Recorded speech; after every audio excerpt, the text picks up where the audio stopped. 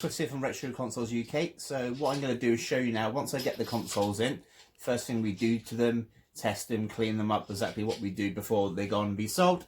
So obviously, as you can expect, consoles like the Mega Drive 2 are 30 years old, so they've got a lot of dust on them, dirt on them. So I'm going to show you what we do. We get everything ready, we bundle stuff up together.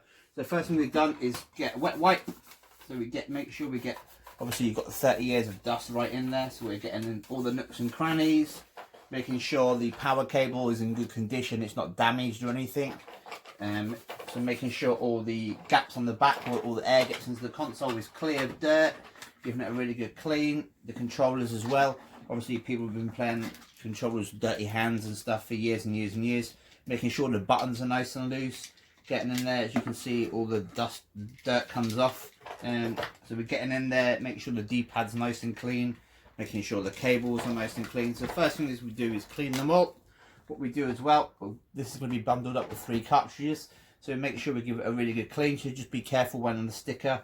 Just gently, because you don't want to damage the sticker anyway. Make sure you're getting the wet wipe right inside there, because you're getting all the dirt and dust that's gathered up and stuck inside. So we give that a really good clean. Make sure we put the power cable in. Everything's fine and tested. So we've cleaned all the cables up. We've hooked it up to the TV, make sure it's on the right channel setting. So what we're going to do now is plug in the controller and see if we can get it going. Like I say, some of these games consoles haven't had cartridges in them for 20-30 years, so sometimes they take a couple of goes. These ones too as well. As you know, getting all the stuff, all the dirt from outside there, making sure it's all good to go. They're nice and clean now. So we're just going to grab one of these. We'll grab this one in. Nice and firm, push it into it clicks, power on. And we have Sonic. There we go. Sound. I'm going to turn the sound bar on, get some sound on.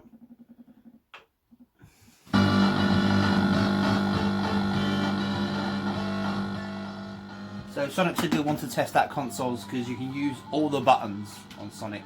So you can use the A, the B, the C, and you can give it a real good test. So that's the start button.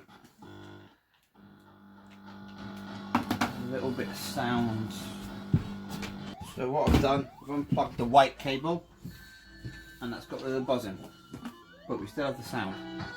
So this is AV as opposed to aerial. So we've just got the 2 plugged in, so we'll see how we get on with this. Sounds perfect, there's no buzzing anymore. We'll see. So the start button definitely works, so we'll make sure we test that D-pad. So forwards, backwards, up, down, that's good. A, B. We're going to make sure they're responsive every time you press the button, which is good. Yeah, nice and responsive. There's no lag on the controller. You've not got to press the button 3 or 4 times to make it work. So that's really good. So that's perfect. We'll just play the level through, so give the game a good test. We'll just play a couple of minutes of gameplay, and then I'm happy with this one and it's good to go. So thank you very much for watching. This is what we do when we test stuff out. It gets a really good test out. We clean it all, make sure it's good to go, package it all together, so all the cables go together, so we know exactly what cables match which console, and then we bundle the games up. Thank you very much for watching. Don't forget to subscribe, and I'll see you next time. Thanks.